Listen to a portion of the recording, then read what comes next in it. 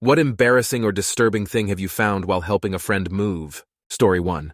I was helping my dad clear out my grandpa's old stuff after he passed away.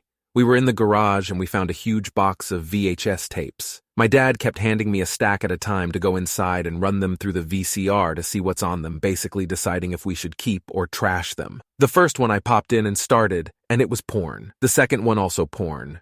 Third one porn. That's all they were, my grandpa's porn collection. I did check them all, just in case, but I told my dad they were just random garbage recorded off of TV, and so he said to toss them. Never told a soul.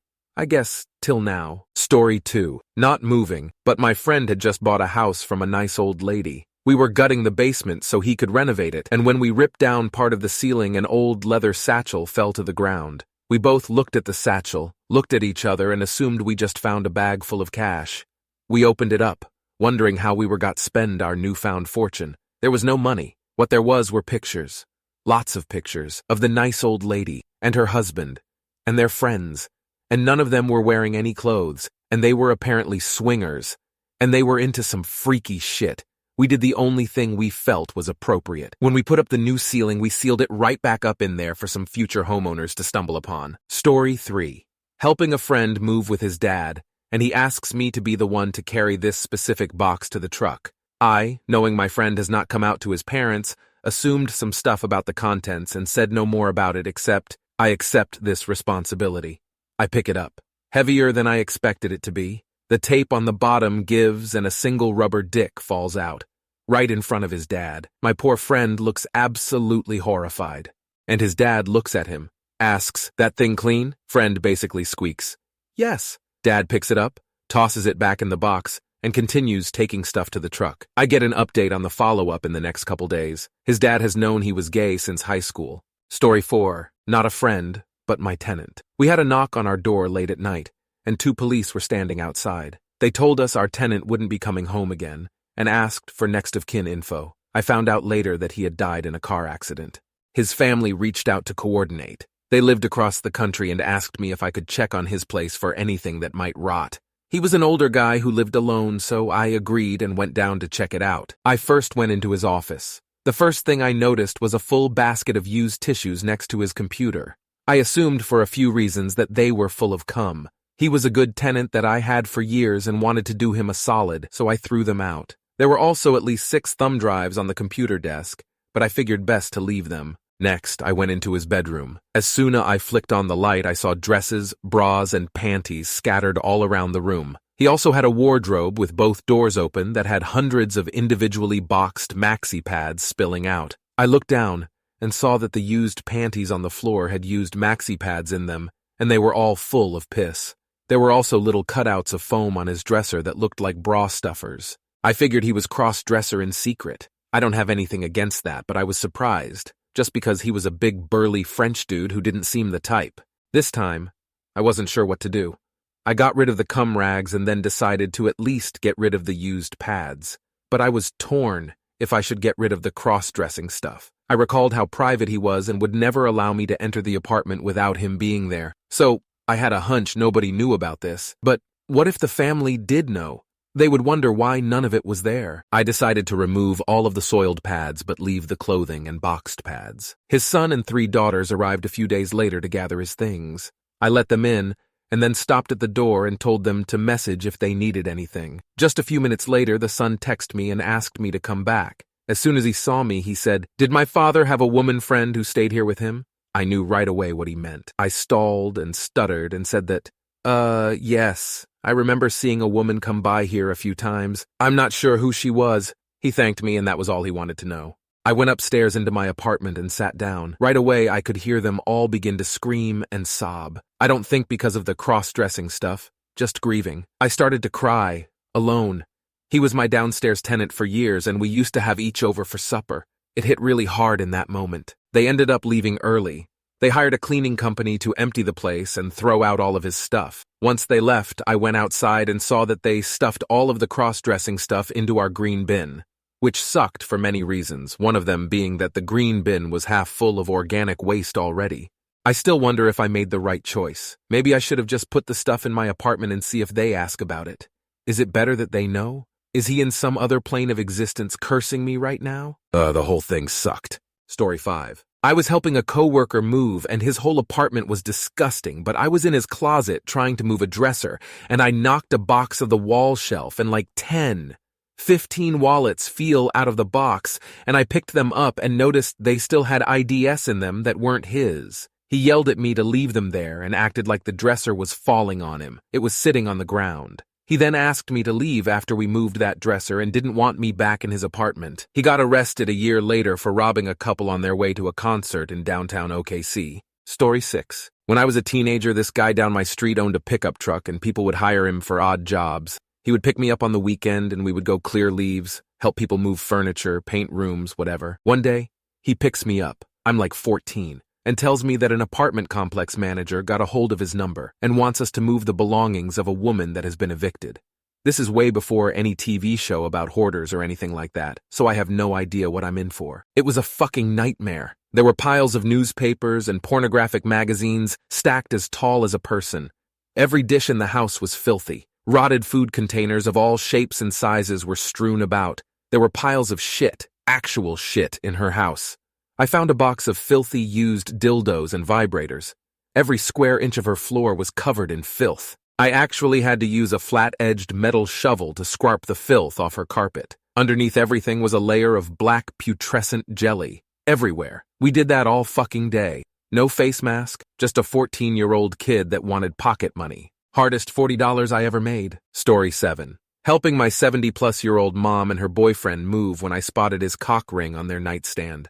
So I immediately called my sister over and pointed at it. She picked it up and said, "What's this?" as she examined it. I watched with a grin as she suddenly realized what it was, and a look of pure horror and disgust crossed her face. She called me an asshole and dropped it as I ran off laughing. Later that night, Mom and her BF took us out for dinner to say thanks. I asked the BF, "Hey, do you like Tom Cockring?" My sister laughed so hard she spit her drink onto the table. Story 8. When me and my sister were younger, we were fart monsters, constantly farting, and I still have no idea why. My sister was notorious for sharting to the point where my mom would threaten to ground her if she didn't at least make an attempt to get to the toilet first. It continued for a while, but then it just stopped. It wasn't until we moved out of my childhood home and had to clean out her closet that we found all of her years-old shit-stained underwear.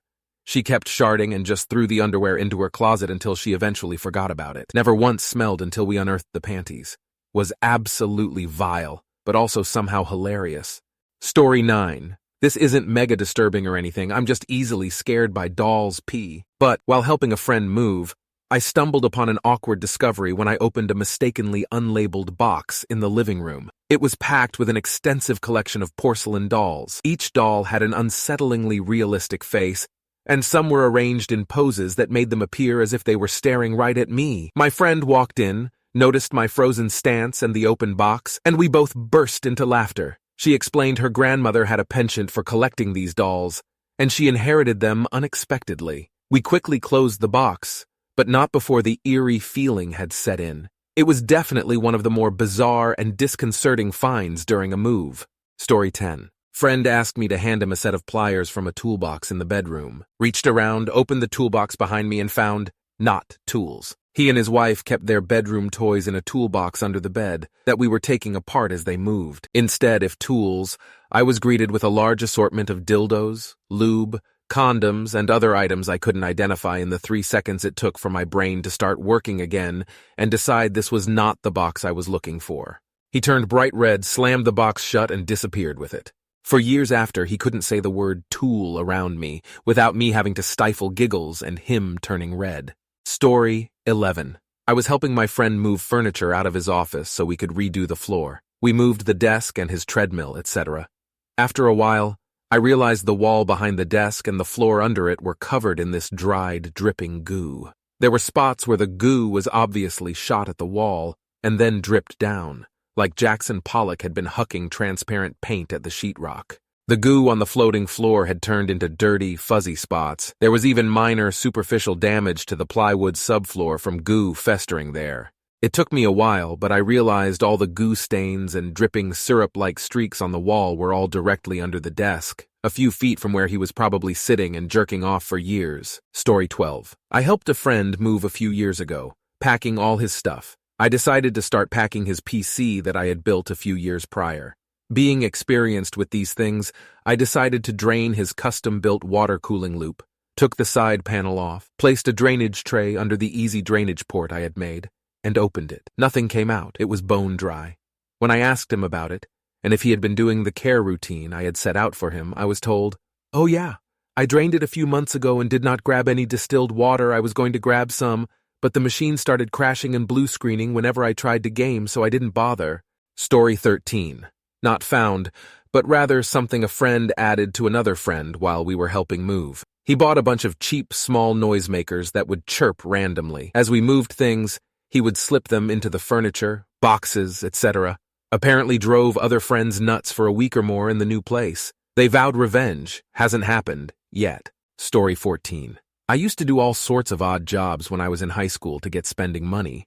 I helped a moving company on weekends for a while. This was in the 80s, so remember the pre-internet era where you couldn't just get stuff easily. We were helping move some man out of his family home, that is, he was getting turfed. I lifted one box and the bottom fell out and a heap of magazines fell on the floor. In that pre-internet era, I don't even know where people got his material. You sure as hell didn't find it in a corner store. The cover of one magazine featured a portly, middle-aged man disciplining a crying schoolgirl. This was gross stuff, at least to me. Anyway, I had to tape up the box, pack them all away again, and put it in the truck. Story 15. My grandpa passed away when I was 14. My dad then informed me that my grandpa was in prison for 14 years and was released the year before I was born. Rest of the family knew, but for some reason my dad never wanted me to know. But despite being an Ivy League grad member of Mensa, my grandparents were very poor, and he turned to a life of petty crime to get by. The crimes got more serious as he continued, and he even burglarized our local museum. That wasn't what he went to prison for, though, so he got away with the museum job. My grandma had died a couple years before he did, so he spent his last years in a cabin after selling the family home. All his choice. Anyway, when he did die, we had to clean out the cabin. We came across a box that said, "If you find this and I'm still alive, please leave it alone. If you find this and I am dead, please do not open it and burn it." My idea of opening it got outvoted by my aunts and cousins who wanted to respect his wishes. I'll always wonder what was in that box. Story 16. Okay, so I didn't find it so much as I felt it. My BIL and I got tasked with digging our aunt's heavy-ass solid oak dresser out of her storage unit. Of course, it was at the very back, so just getting to it required moving washers, dryers, refrigerator, etc. We finally get to it and wrestle it out to his truck out front. As we go to lift it up onto the tailgate, he pulls the top drawer out a few inches, as do I, so we can really lock our hands in and lift this behemoth. Immediately, my hand closes on something that is cold, spongy, and very sticky. Yup, it was her used, unwashed dildo that had been festering in the storage unit heat for God knows how long. He saw my face drop and the look of pure disgust. I knew what I had grabbed. He knew just by the look on my face what I'd grabbed, and we both just started laughing. We still talk about that day over beers and chuckle. Story 17. Just slightly spooky on my own move. My SO and I did shrooms shortly after meeting, and after we came down, we ran into this tweaker at the gas station who collected haunted dolls and gave us one. We always kept it on the shelf, but sometimes it seemed to move around. I remember when we were leaving, we packed it up. But at the end, when I lifted up the bed's box spring, it was placed directly on the ground before we moved in, and the last thing we moved out didn't use a bedstand. The haunted doll was directly under it. Still have it here, Lamau. Story 18. Late to the party, but this may take the cake. Was helping a co-worker friend move into a new apartment. She also went on Craigslist to buy some secondhand furniture for her new spot, and I had access to a car large enough to fit a dresser she bought. I'm a guy, this is important context. We picked up the dresser from the seller, a younger couple, and loaded it into the car, driving it to my friend's new place. The new place was a third-floor walk-up that had a narrow, winding stairwell, so we feasibly couldn't take it up intact. Naturally, for a dresser, you separate the drawers from the body frame. My friend being a woman, she made sure the dresser she bought was also a woman's. This was inadvertently reconfirmed when, after removing all the drawers, I looked in to see 3 or 4 pairs of this random other woman's underwear just sitting in the back of the frame. Of course, we needed to dispose of these.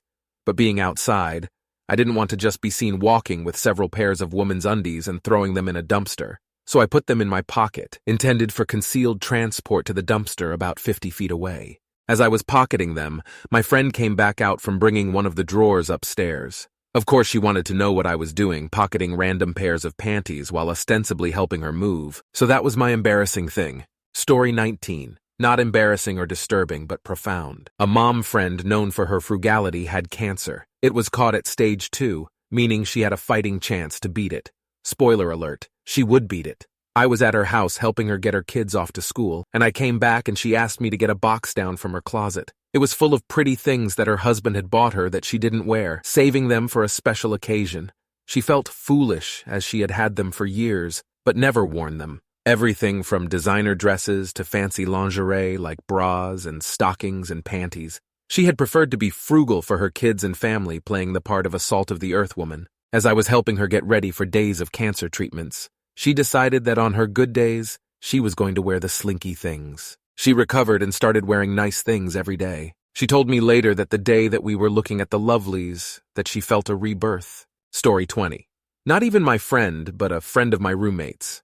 I ended up getting dragged along because I had the day off when they were clearing out her apartment. Anyways, we go up to her room, they hand me a thing of garbage bags and some boxes, and then leave to go get a pickup truck from another one of her friends. So here I am, alone, going through some girl stuff and packing it up. Once I cleared everything up, I start taking apart her bed and notice a drawer built into the wall that was hidden by her bed frame. It's half open with a shirt sticking out of it, so I don't think much of it, and open it all the way to clear it out too. The drawer was full of dildos, butt plugs, vibrators, all that good stuff. I freak out, slam the drawer shut, and sit in the living room until they get back. It's funny to me now, but I felt so awkward for a while, especially since she was living with us for a couple weeks until she could move into her new apartment.